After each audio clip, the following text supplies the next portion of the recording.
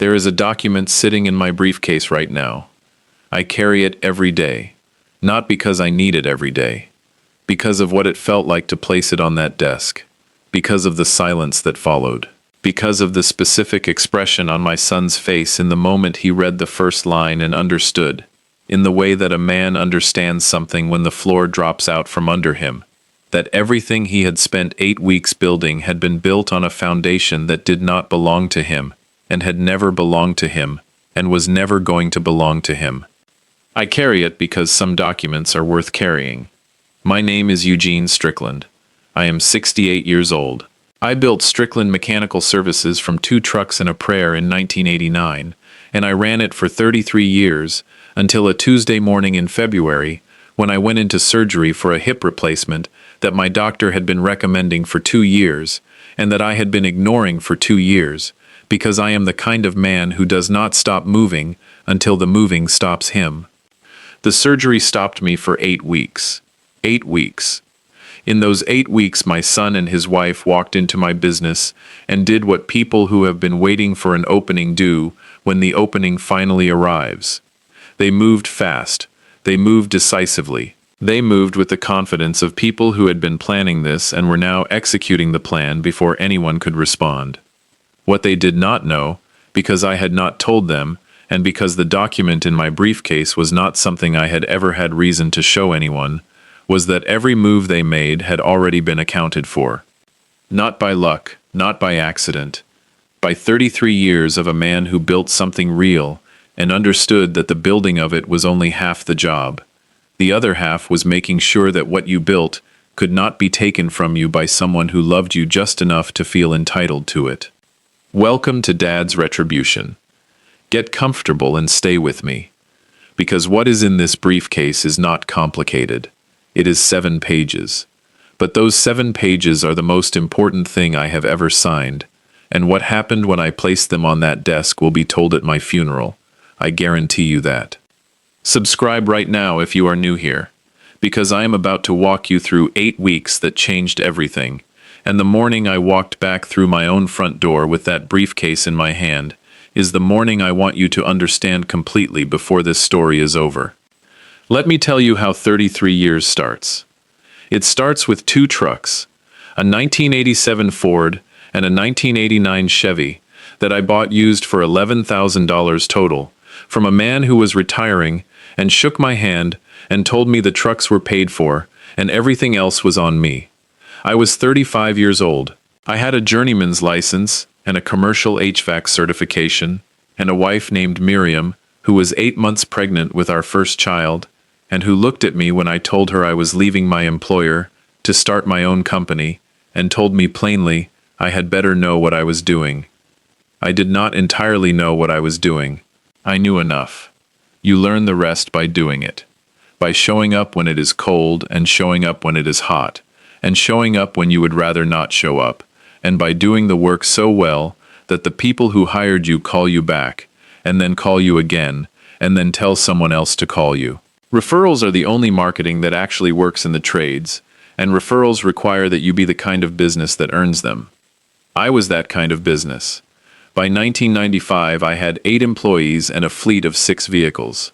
By 2002, I had 22 employees and contracts with 3 commercial property management companies that kept us busy through every slow season. By the time I turned 60, I had 37 full-time employees, a shop yard on 3 acres on the east side of the city, equipment I owned outright, and a reputation that had been built one service call at a time over 25 years, and that was, in the honest assessment of my industry, the most valuable thing the business possessed. The business was worth, by the most recent valuation, which I had commissioned in 2021, $4.2 million. I tell you that number not to impress you. I tell you because it is the number my son and his wife believed was within their reach when I went into surgery. They were wrong about the reach. My son's name is Calvin. He is 41 years old. He is the second of 3 children.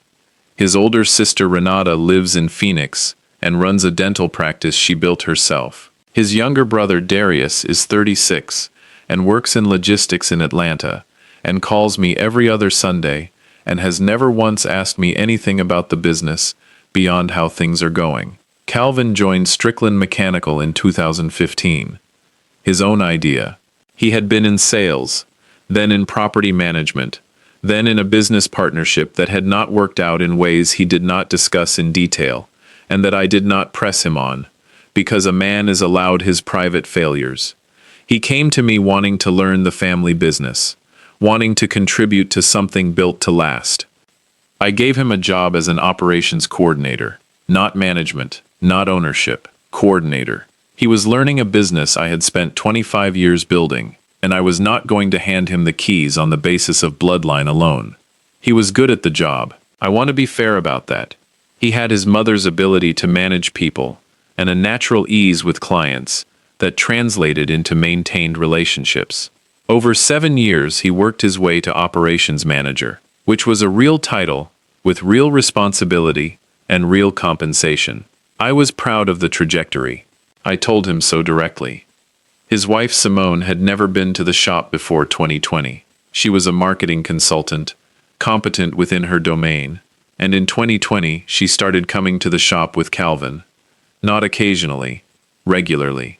She had ideas about the marketing, the brand, the digital presence. Some of her ideas were good. I implemented 2 of them, and they produced results. What I noticed, and I will tell you when I noticed it, because the timing matters, was in late 2021, there was a change in the quality of the questions they were asking. Calvin had always asked operational questions. How do we handle this vendor relationship? What is our protocol when a commercial client disputes an invoice? The questions of a manager. The questions changed. They started asking about the structure of the business, about the ownership, about whether I had a succession plan, about what happened to the business if something happened to me. If something happened to me. I was 66 years old at the time. I was healthy. I had bad hips, which I knew about, but otherwise healthy. Those questions were not prompted by anything except, in my assessment, the specific calculation of 2 people who had decided that the question of succession was one they wanted answered on their terms before it got answered on mine. I called my attorney in November of 2021, Bernard Cole, 62 years old, handling business matters for me since 2003. The kind of man who has seen enough of what happens to business owners when they do not plan ahead, that he has very strong opinions about planning ahead, and is not quiet about those opinions. I told him what I was observing. Bernard listened without interrupting, which is how he listens when the information is serious.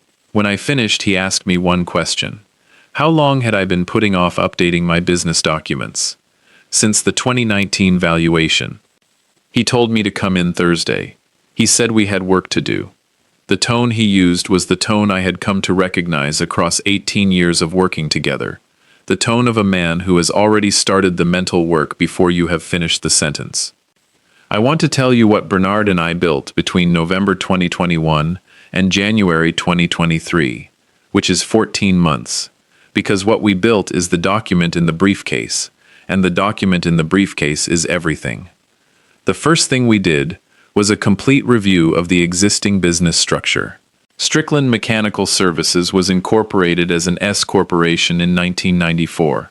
I was the sole shareholder. I had never issued shares to anyone else, including Calvin, because I had always believed that ownership was something you earned through the full arc of building, not through participation in the later chapters. That structure was clean. Bernard confirmed it.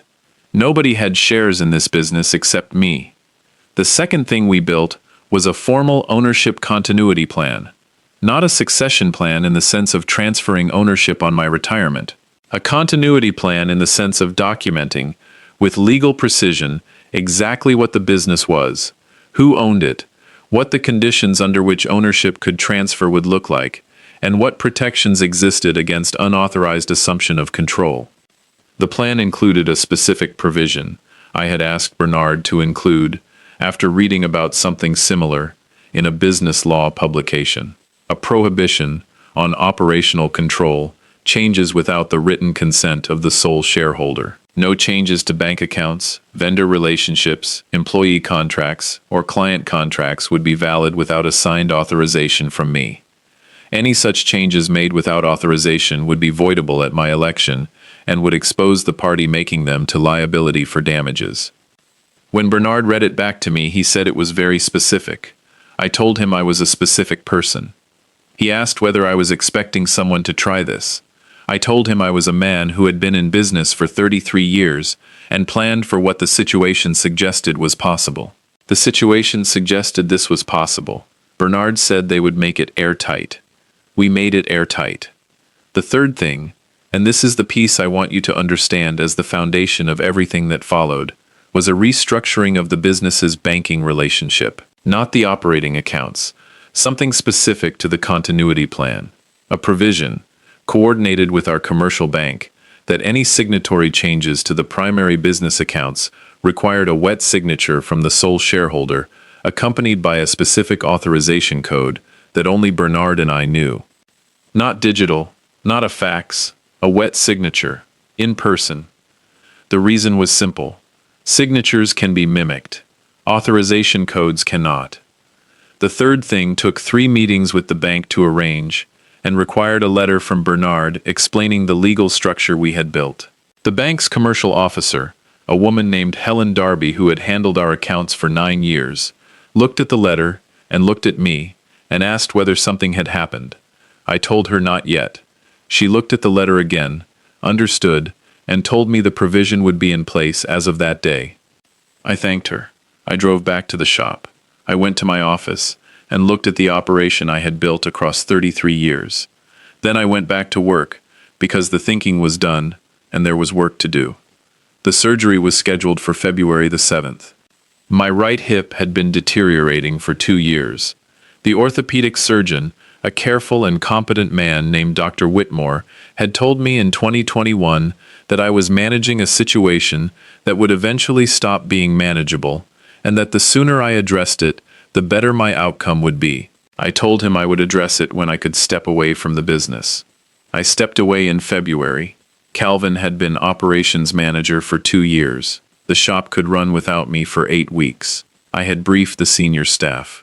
I had arranged for my most trusted foreman, a man named Gerald who had been with me for 19 years, to be the operational point of contact for anything that required escalation.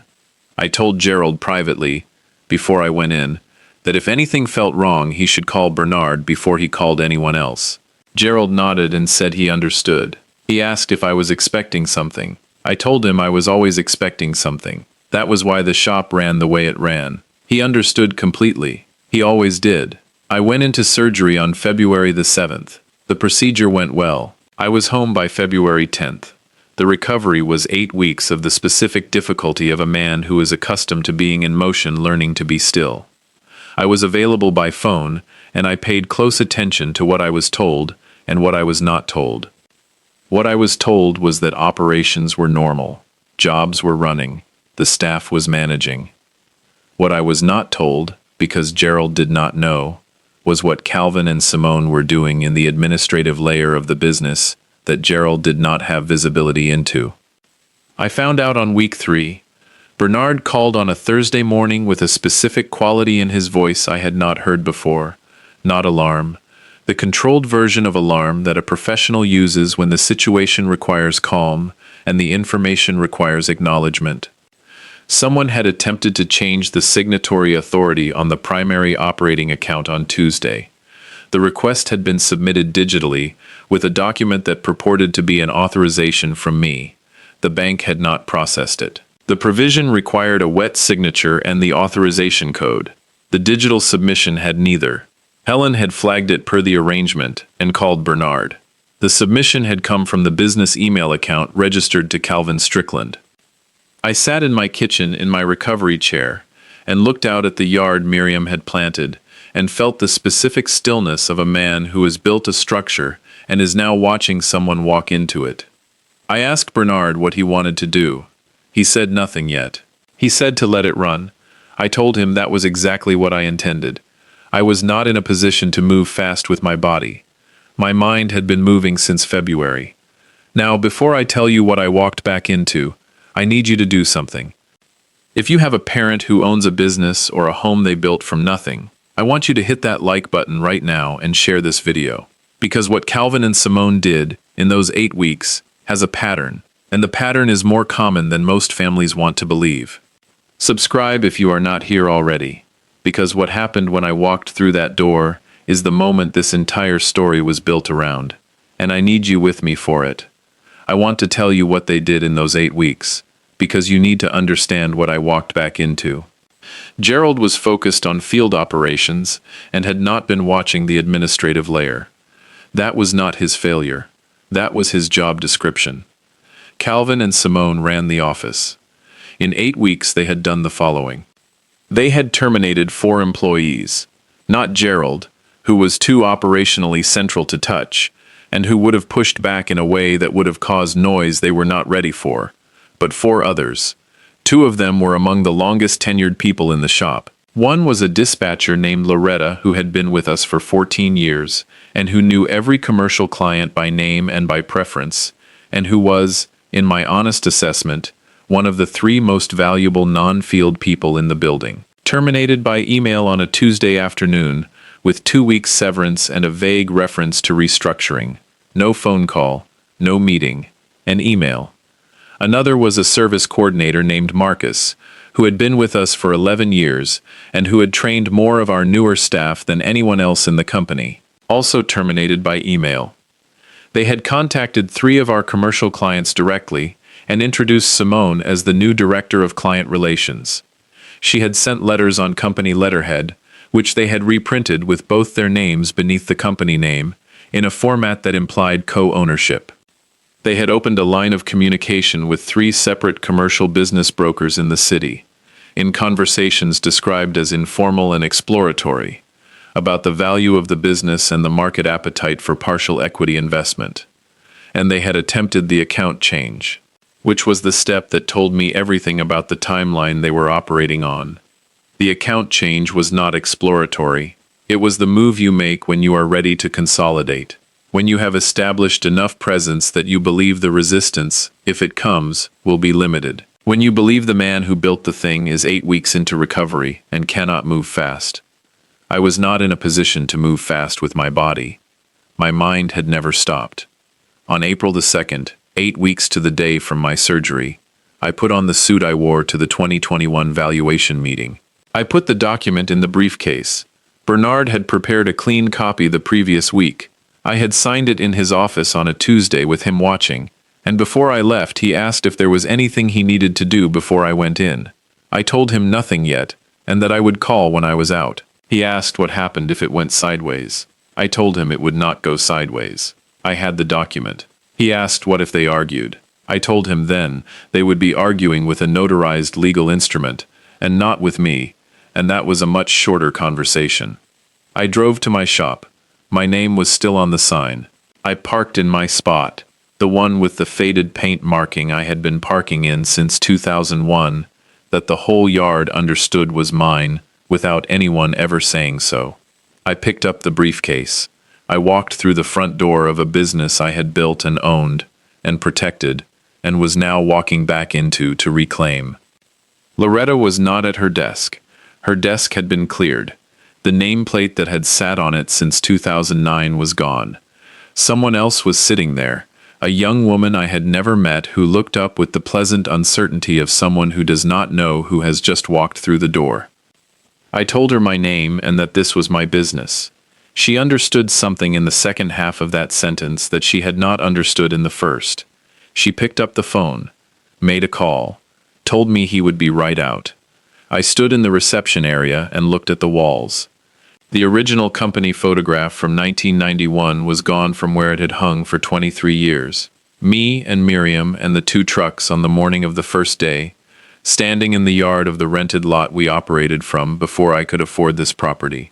In its place was a framed print, a quote about vision and leadership in a font I had never chosen, from a supplier I had never used, in a frame that probably cost 4 times what the original had cost. I was still looking at it when Calvin came in. Simone was behind him. She had not been called. She came anyway, which told me she had been listening for the reception desk call, and understood what it meant before Calvin finished telling her. They had not expected me today. Calvin recovered fastest.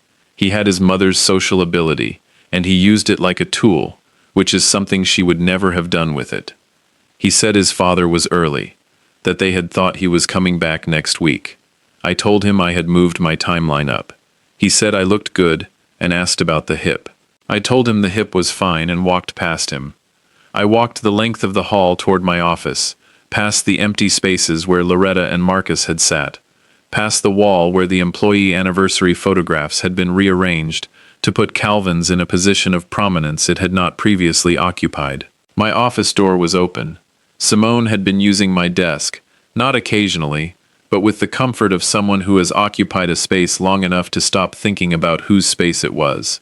Her coffee mug, her planner, her notepad, a framed photograph of her and Calvin, where the photograph of Miriam and me had sat for 12 years. I set my briefcase on the credenza. I told them both to sit down. Calvin sat across from my desk. Simone sat in the second chair. They arranged their faces in the expressions of people who have rehearsed a conversation and are now waiting to deliver it. Simone opened. She said they were glad I was feeling better and that they had been wanting to sit down because there were things they had been working on that were going to be exciting for the business. Some restructuring, new client relationships, streamlining the team. The business had untapped potential, and with the right adjustments, I said one word, her name. She stopped. I told her I knew about Loretta. I knew about Marcus. I knew about the 2 field staff whose hours were cut without authorization. I knew about the client letters. I knew about the conversations with the 3 brokers. And I knew about the Tuesday account change request that the bank did not process because it did not have my authorization code. The office went very quiet. Calvin said they had been trying to help, that I had been recovering and things needed to be managed, and they had stepped in because that was what family did, that they had done what needed to be done. I told him what he had done had a specific name in business law. Unauthorized assumption of control. It applied when an individual took operational control of a corporation without the authorization of the sole shareholder. It carried specific legal consequences. Calvin said we were family, and I was not going to take legal action against my own son over a management decision. I looked at my son. I let that sentence sit in the room for a moment. Then I opened the briefcase. I took out the document, 7 pages, printed on the firm's letterhead, Bernard's signature and the notary stamp on the final page. I placed it on the desk in front of them. Calvin picked it up. He read the first page.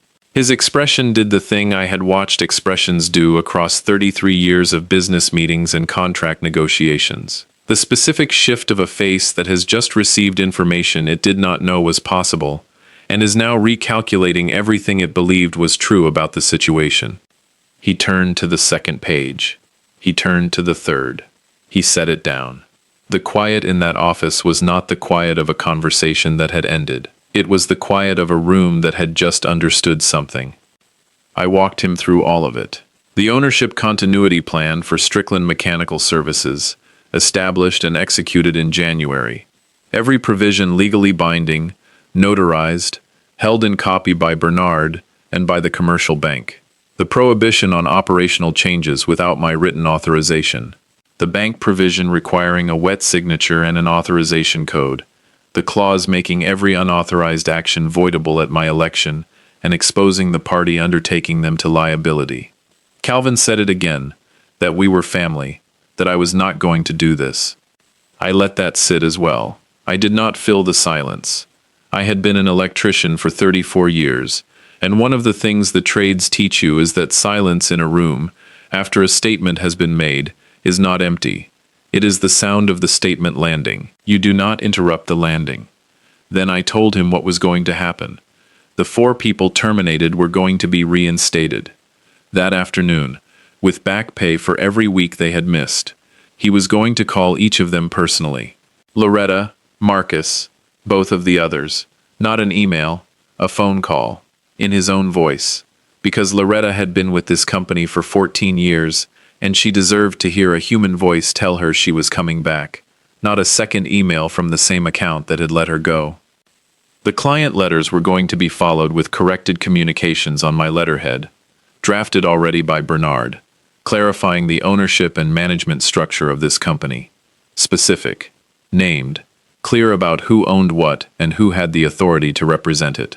The conversations with the brokers were over.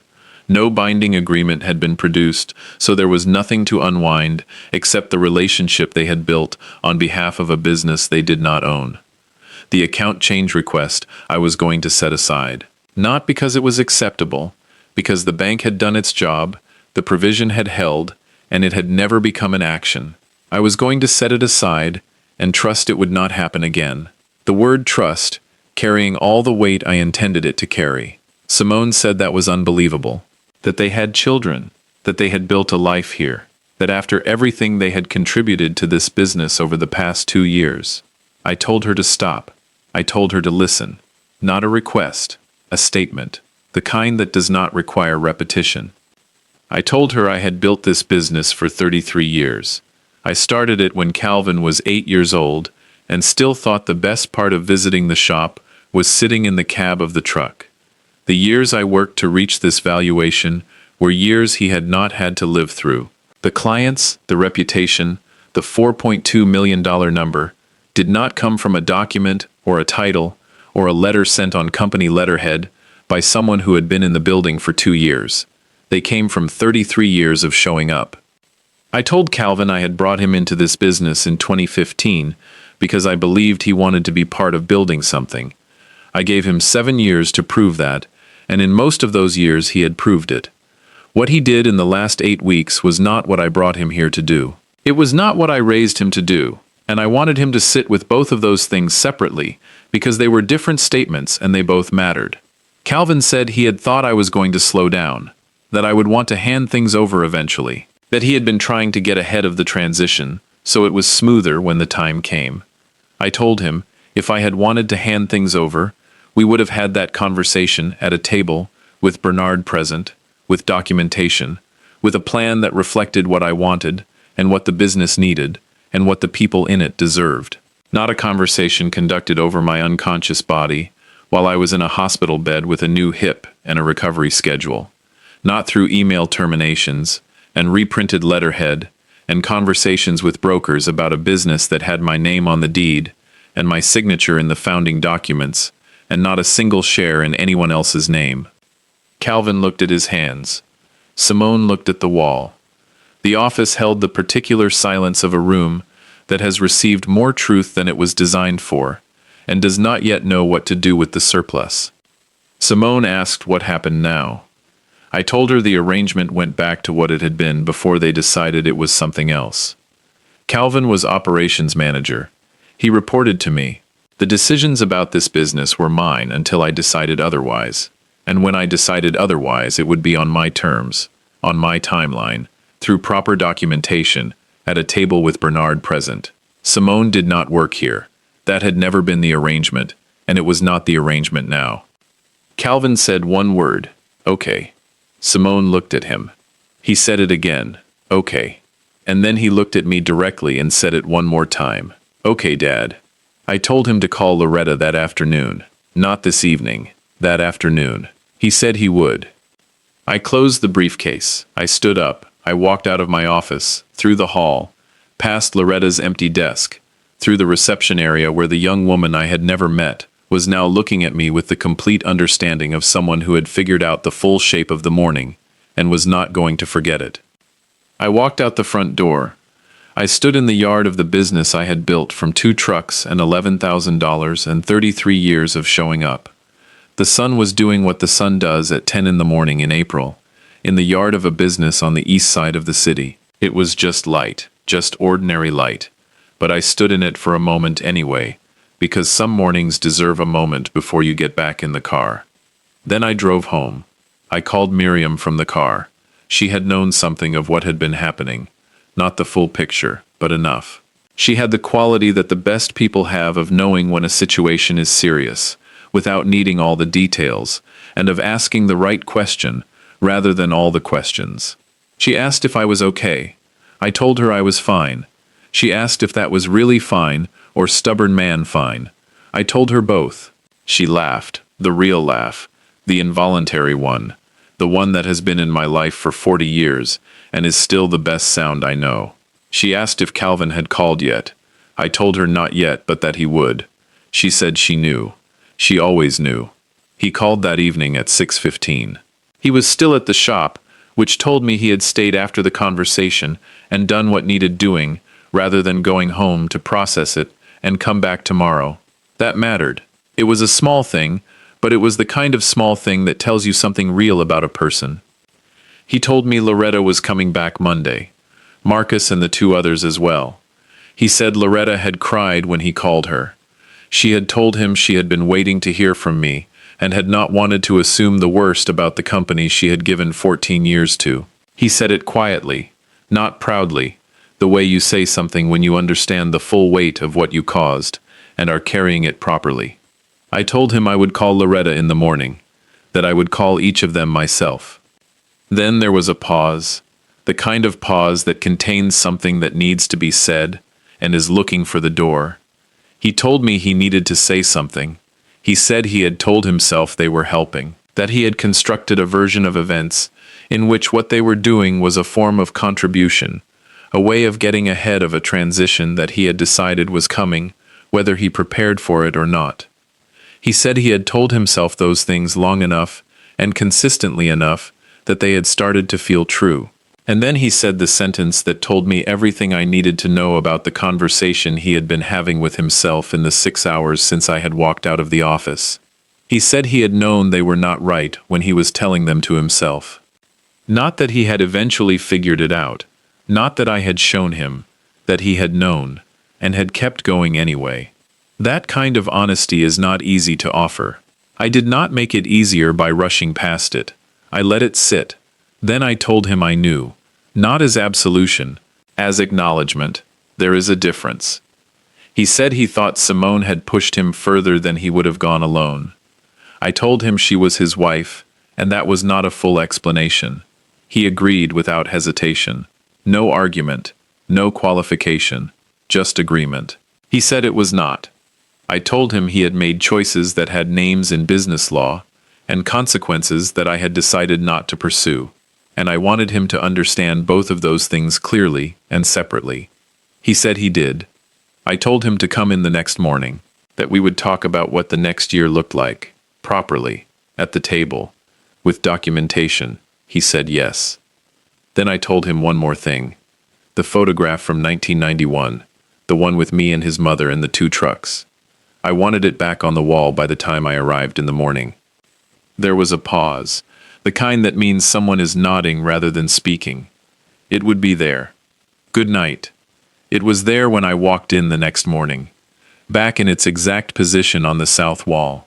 Me and Miriam and the 2 trucks on the first day, standing in the yard of the rented lot, squinting slightly into the morning sun, with the expressions of 2 people who do not entirely know what is coming, but have decided to walk toward it anyway. I stood in front of it for a moment before I went to my office. That photograph is still on that wall. It has been on that wall for 33 years, except for the 8 weeks it wasn't. It will be on that wall for as long as there is a wall. Some things are not decorative. Some things are the record of what was built, and who built it, and what it cost. You do not move those things. You do not replace them with a framed quote about vision and leadership. You leave them exactly where they are, because the wall they hang on is the wall of a business that started with 2 trucks and an $11,000 prayer and became something that $4.2 million is still not sufficient to fully describe. Before I finish, I want to tell you something directly. The document in that briefcase did not save my business by itself. What saved my business was 33 years of knowing that the building was only half the job. The other half is protection. The structure you put around what you built so that when someone decides your legacy is more valuable to them than it is to you, they walk into something they did not know was there. The protection does not have to be dramatic. It does not have to be confrontational. It has to be complete. It has to be documented. And it has to be in place before the moment arrives, because the moment never announces itself in advance. If you have built something, protect it. Get the attorney. Get the documents. Get the provision that requires your wet signature and your authorization code. Get the banker who understands the structure and will call your attorney when something does not match. Do it while you can do it calmly. Because the time to build a structure is not when the pressure is on. It is when there is no pressure at all, and you have the clarity to think 3 moves ahead. 33 years of business taught me that, and one Tuesday morning in April in my own office confirmed it. Share this video, hit that like button, subscribe, and drop a comment and tell me about something you built that someone else tried to claim. Those stories deserve to be heard. I will see you in the next one.